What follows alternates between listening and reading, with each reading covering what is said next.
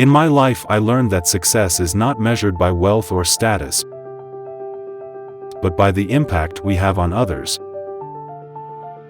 It's the small acts of kindness, the genuine connections we make that leave a lasting impression. I've learned that adversity is the teacher in disguise. It builds strength, character, and resilience.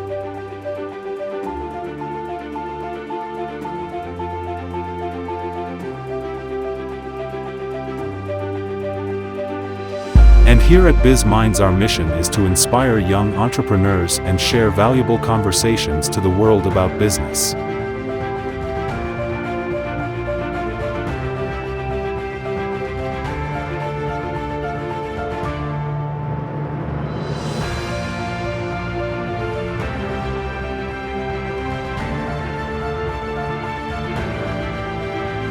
So join us in this amazing journey to inspire others to pursue their dreams. Okay, so on this episode, we're here with Elaina, the founder of Just Play and Mini Buddhas. Thank you for joining us today. Thanks for having me. I'm excited. Of course. Thank you. Let's get right into it and tell us a little bit about yourself, where you grew up and how you made your way to the Naples area. Okay. Oh, it's a long journey. I'm originally from New York. So I grew up in New York, born and raised. And then we've lived with my husband, then boyfriend. We've lived all over. So we lived in Chicago. That's where my yoga journey began, my early 20s. And then we lived in Miami, and then we lived in Dubai, which is where our 2 kids were born.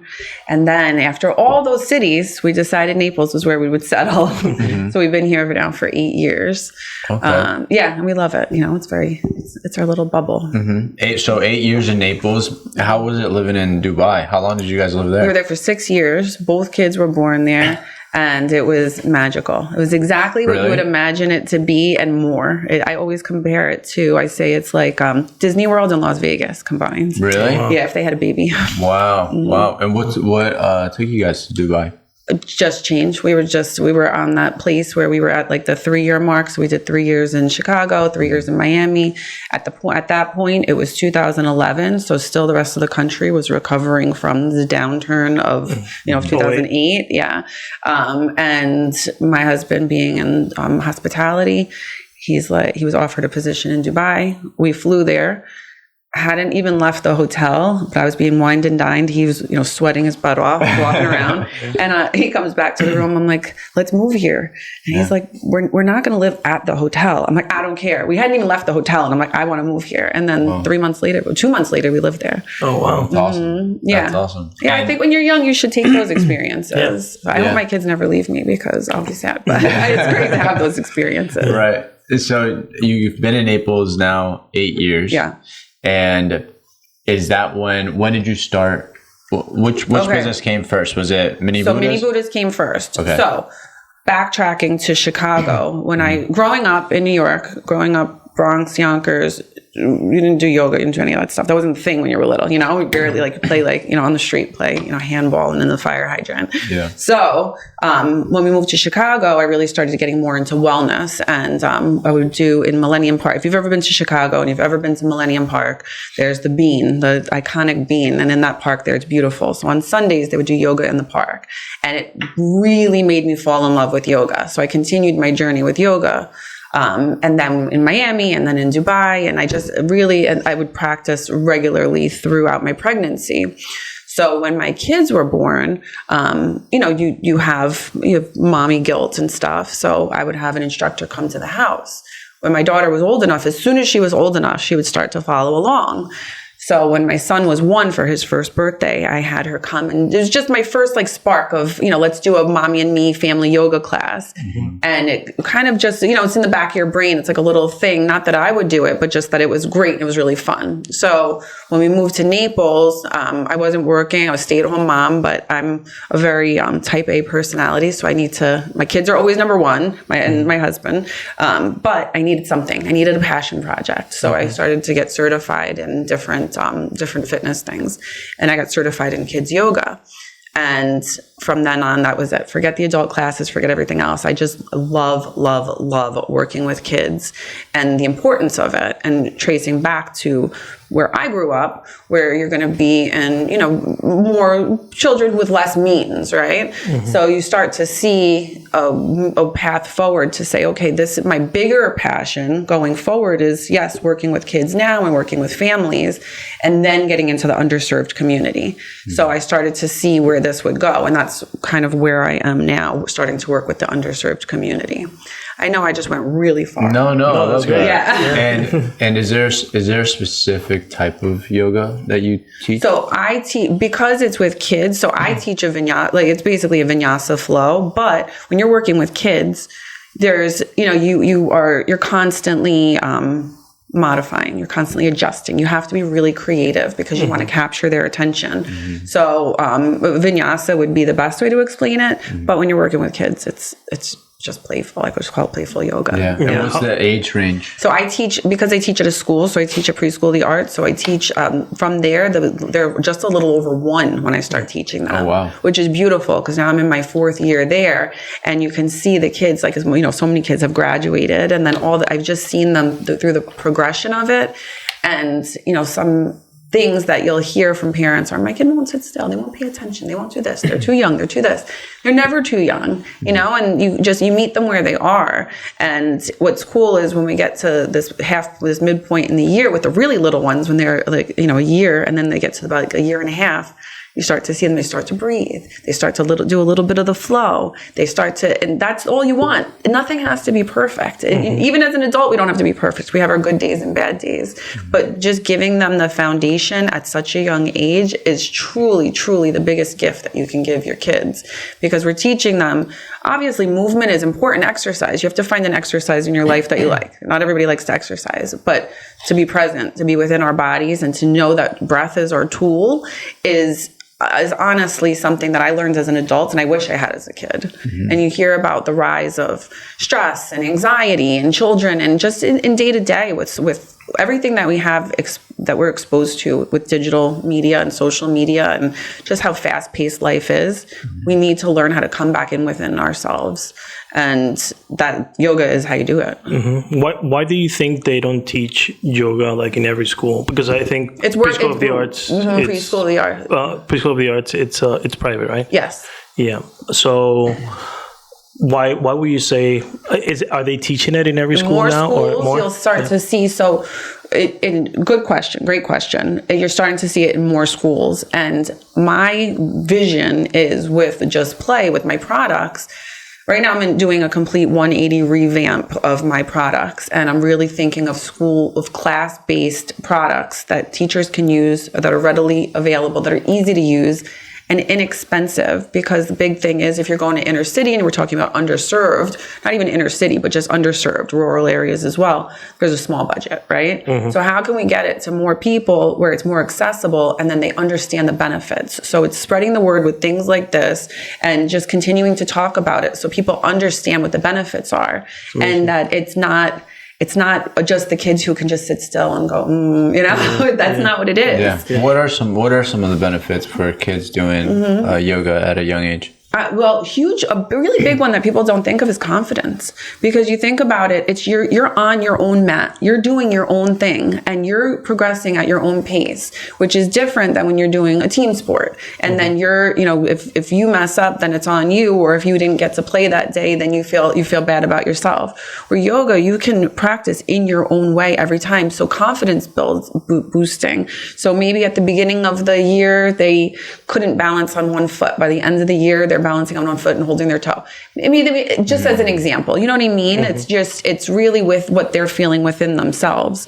And after each class, you're always going to feel something good inside of you. You should, as if it's, if you've had the right facilitator, because, that makes a big difference too. I've never done yoga. You've done yoga?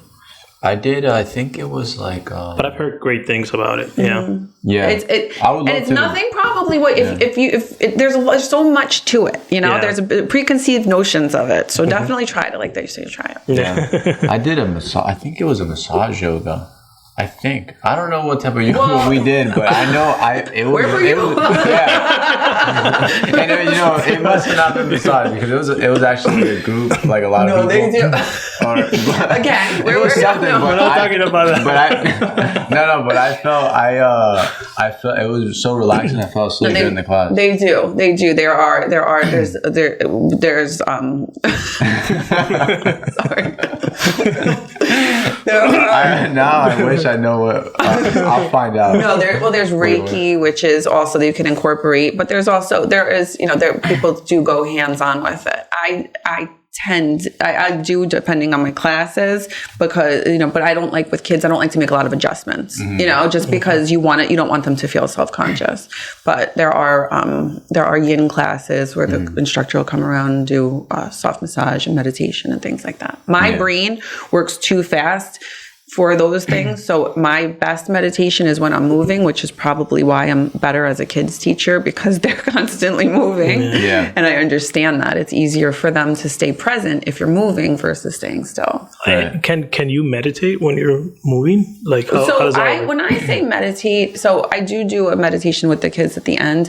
And when I say meditate, it's not going to that other place, but it's more about being within yourself, being within your own present thoughts versus and what you're currently doing versus what's my to-do list, And I think, as adults and as a woman, as a mom, I'm constantly going through that to-do list, and when I'm in a class that's challenging to me, or if I'm teaching a class, even when I'm teaching a class, I always leave and I feel really fulfilled and I feel present and I feel that my creative juices are flowing. I get something out of it. I leave on a high, Yeah.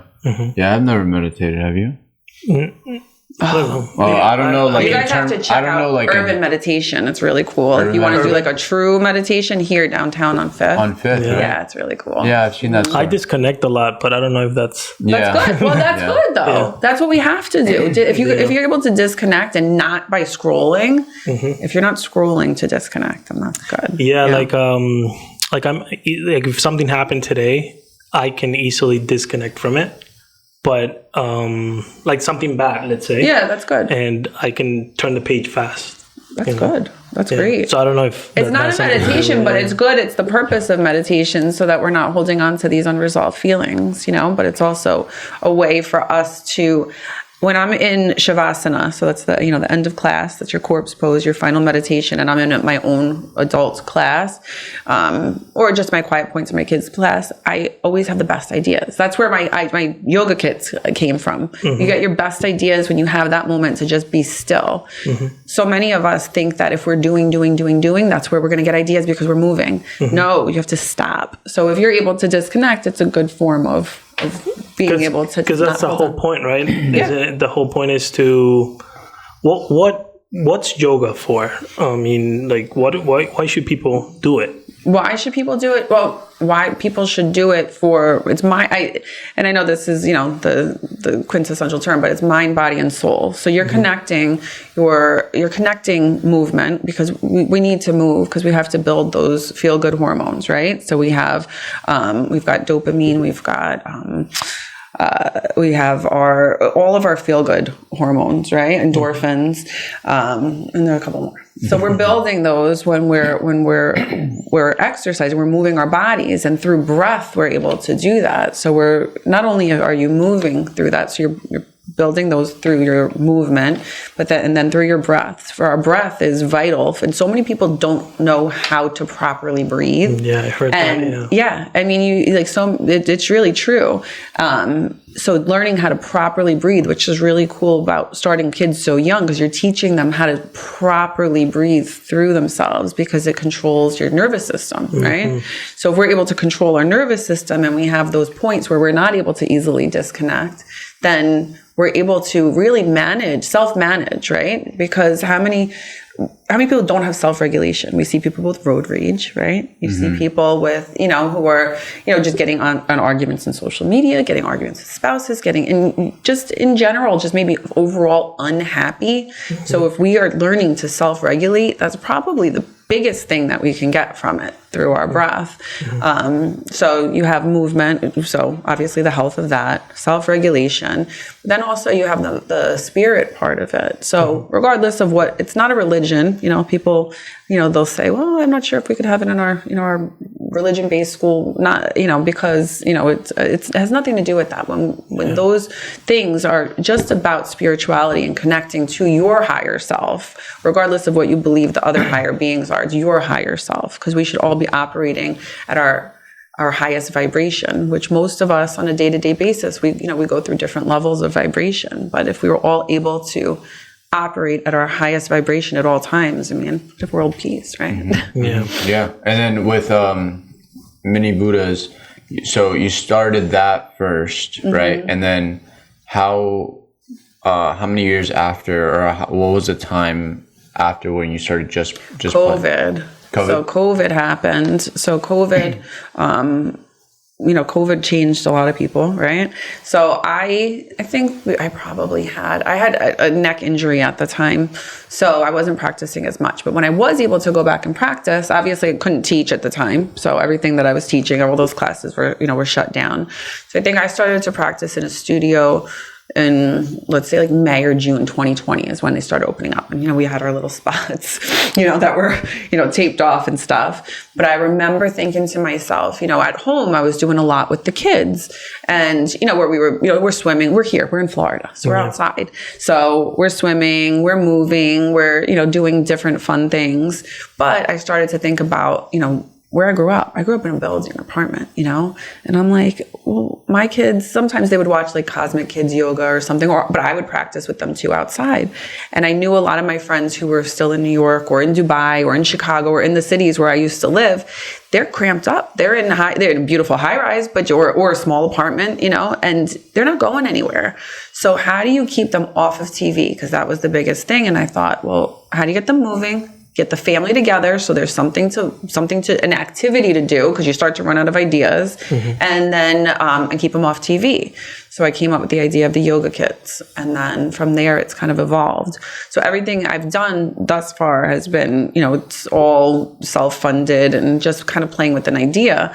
And I started to work with it, and the Children's Museum has been a huge support of me, and I love them so much. So they were the first ones to say, sure, we'll sell them in the shop, and that awesome. was and I again, it's still not perfect. We're talking about 3 years later, and it's still not perfect. Now I'm finally at the point where, I'm doing a really big, a huge investment into it. And there's a lot that's going to be coming forward, which I'm really excited about with manufacturing and things like that. Yeah. But I'm glad I started it, even though I look back and I'm like, what was I thinking? But you know what? I think about past me and I'm like, good for you for just doing it, Yeah, and everything's evolved, and it wouldn't be where it's going to come to be within the next hopefully sooner, but let's say 6 months, there's going to be, you'll see a huge change in it, which is really great. Yeah.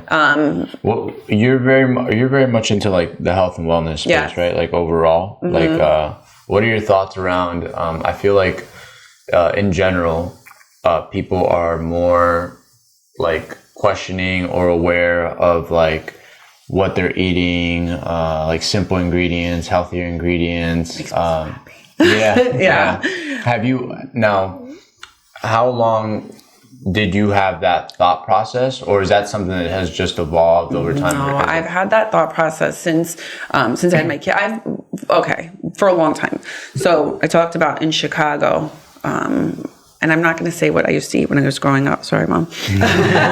But, my mom would always make sure that, you always have to have a vegetable. You always have to have this. It was probably from a can, but she didn't know. She was doing, she was doing what she knew, the best she knew. Mm-hmm. And then probably in my mid-20s, when we lived in Chicago, I started to become aware. So I'll give you my age. So it's 20 years ago. Mm-hmm. So I started to become more aware of red meat, right? So I started to switch over to ground chicken and ground turkey. And then I started to really pay attention to how I felt. So all the way back then, I remember having Crystal Light and feeling weird, and then looking into aspartame. So this has been a 20-year journey for me, understanding ingredients.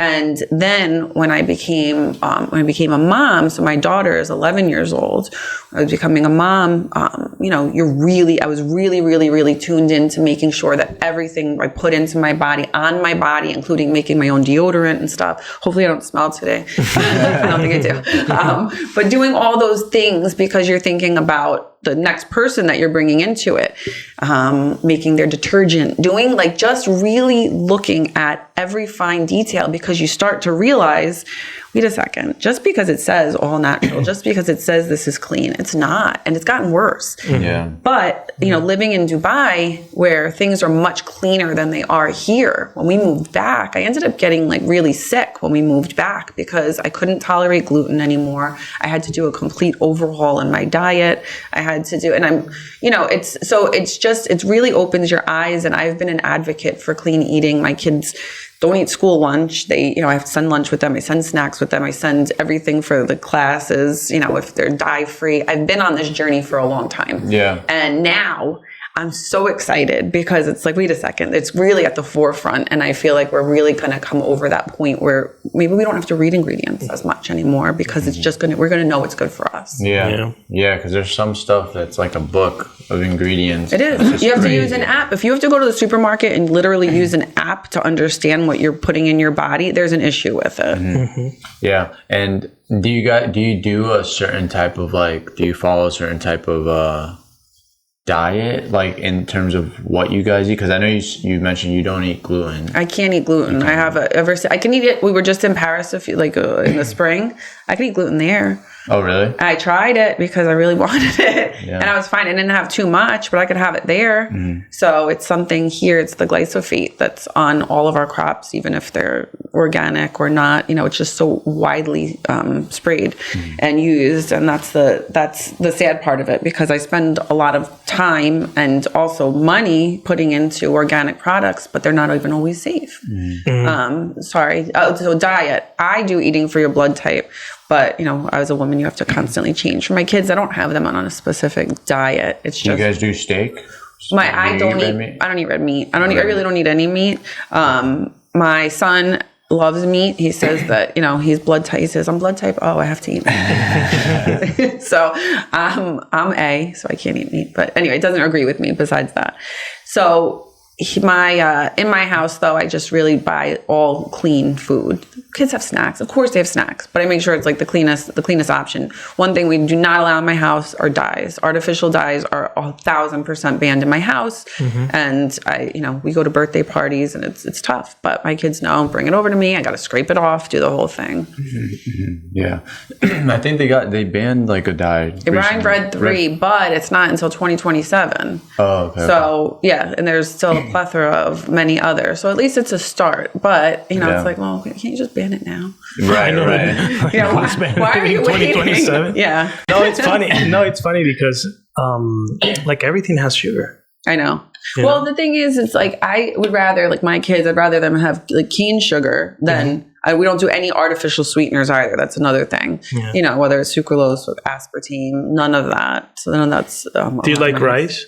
Yeah, I like rice. Yeah, we do rice. Not a ton, but we do rice. Yeah. I try to do, if it's a whole food, we like rice. We try not to be crazy, it's just crazy because I do feel like more people are like looking at looking at labels. Yeah. I feel like when I was growing up, I never even thought about any of that. You're younger than me, but when I was younger, it still didn't have all the stuff it does now. You can look at the difference of when it changed. Mm-hmm. And it's sad because in other countries, they still have those old ingredients, but for us, we get the bottom of the barrel, and they're adding all the colors because they're using inferior products. So inferior ingredients to cover up the fact that, that red item that should be red is probably green underneath. And now they have to make it bright red. That's crazy. I feel like if you had a conversation with a lot of people, the vast majority, and then you show them like what type of ingredients are in certain products,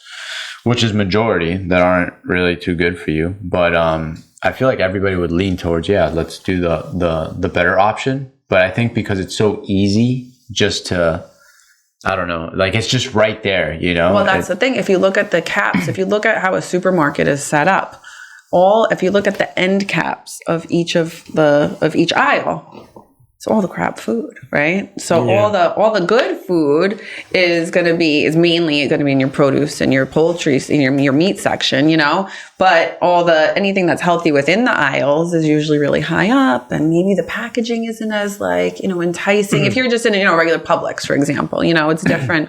I have to shop at Publix for some things, but I do Whole Foods, which even Whole Foods you can't trust. Do Sprouts. Yeah, the Whole Foods Appeal.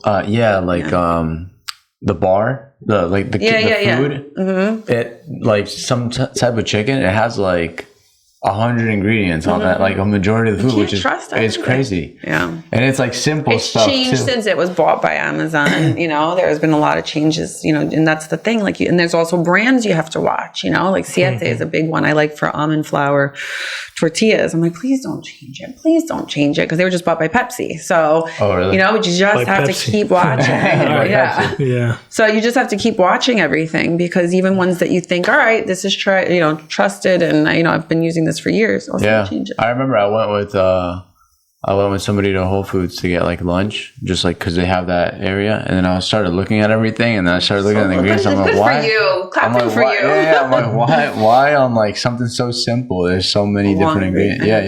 Yeah. Well, shifting gears a little bit. What are some hurdles along the way that you've come across with both of your businesses, or one of them? I think, mainly for the classes, I think I've been lucky, and I teach at a lot of really great, fun places. So my first hurdle, and probably my only one with teaching, was when you first start, then you're adjusting. So, might have, and you're working with kids. So when you're working with kids, one day they might come in and they love exactly what you're doing. But then the next time they come in, they're like, this sucks. We don't want to do this again. So you just have to learn how to roll with it. But after all these years, they call it my Mary Poppins bag. I have a bag of tricks. I have, but I've learned, and I learned to modify and adjust. So that was the biggest hurdle at first with teaching. The other hurdle at first with teaching was saying yes to everywhere. And I would just say, you want me to teach there? Sure, I'll teach there. But what I was doing is I was depleting myself, and the whole purpose of me having a business like that and a part-time job like that was to be with my kids. Mm-hmm. But all those jobs, all those classes they were asking me to teach were after school. So it was wait a second. So all day my kids are at school, I'm not teaching, and now they're home and I have to go teach. So anyway, it was learning how to say no, and how to know what my worth was, also for pricing and for timing, to know that if I say no to this one, yes, they'll ask me back again if it's the right one, or we'll adjust the time. Mm-hmm. So that confidence piece, It's very important to understand in business. Yes. To learn how to say no. Yes. Yeah. Not everything is a yes, because then you get trapped into time, you have no time. You're overwhelmed. Yeah. Mm-hmm. And then and then you have to reset and kind of do the same thing that you didn't do. Yeah. And then you don't enjoy it. Yeah. If you don't enjoy it, then I can't go into for you guys here, you can't come into, a podcast and be in a bad mood because you're like, oh, we just did 15 of these today. I'm bored. You have to bring your best self. Mm-hmm. It's the same thing when you're teaching. Mm-hmm. You have to bring your best self. Yeah. So. We believe in being consistent on the things that are priority. The podcast, because I got asked not too long ago how many episodes do you put out a month, and by someone that puts out a lot of content. Mm-hmm. And I was like, we just have fun, right? Mm-hmm. Like the same way that we meet with business owners, we like to do the same thing by having a camera on, and that makes it fun, because then you learn, and then it's not so much like, okay, I have to do 3-5 this week. It doesn't feel forced. I'm on the same page with you, where everything should feel authentic and organic versus I've put this in front of me. It's even my social media posts. I'm like, okay, I'm not big into doing, and I should do more of a timed one, but when I post something, I like to do it myself because it's from me. I'm giving you me, not just because I want to find the algorithm. Right. So that's, I get it. A hurdle for just play, myself, just being really scared. You're really, really scared of, just of failing, of asking for feedback, of doing all that. And then, at first I wasn't scared because I was like, just try it, just do it. But then you start to pull back and you start to get scared because you start to look at people's reactions. You start to wait for positive feedback instead of just saying to yourself, like, not everybody's going to understand what you're doing, but you see your own vision and you have to believe in it, And I think that's where I've gone in the past few months. And also is just really to say like, okay, I'm doing something good. I see the bigger picture. Just because everybody else doesn't see it, it'll all come together, And asking and hiring somebody. I hired somebody recently to help me to do all the things because, there's certain things I hate doing. And I have to realize like putting myself out there, doing things like this. These are the things only I can do, right? But, it's the admin work, the backside of it, the following up with manufacturers and all that kind of stuff. Somebody else can do that. And that's okay. So that's what I would say would be my biggest. And Just Play is a product-based company. So it's yoga kits and meditation kits. And so it's basically everything that you need within a bag, and there's in the yoga kit, there's movements. There's obviously yoga cards. There's yoga dice. So Roll a Pose is the game that I created. So I have those manufactured locally. I try to do as much locally that I can because I love supporting other small businesses and especially moms. Sorry, but we have to band together. So I try to do that as much as I can, and then it has a craft, and then it has dress up item. So that's the current yoga kit. So there's the butterfly one, and then there's a superhero one. Superhero one's going away because I don't want to have any copyright issues as I grow or trademark. So, and then I have meditation kits. The meditation kit is a breathing tool, a singing bowl, a really, really cute little fidget called Happy Cloud. So there's Charlie and there's Chloe, and those are made by a local mom, Happy Everything. She's amazing. So I have to say her, Kristen. So she does these little handmade fidgets. And then I mentioned the breathing tool. And then a little card, so you see everything that's in it. So what I'm doing now, what you'll start to see is manufacturing more items. So I have a giant inflatable dice. So I have the wooden dice, which are really great for Montessori-based, but the big inflatable ones, which are really fun for classrooms or for younger kids or for outdoors. There's so much you can do with them.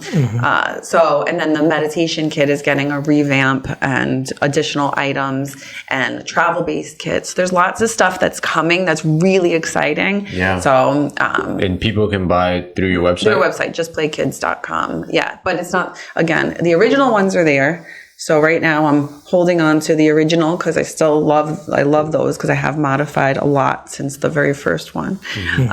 But it's going to get even better. Okay. What do you think triggers people to say, I need to find myself? I was reading a book the other day. I like psychology a lot. So I don't know if you ever heard about the nature of human behavior. No. And they talk. Well, it's a really good book.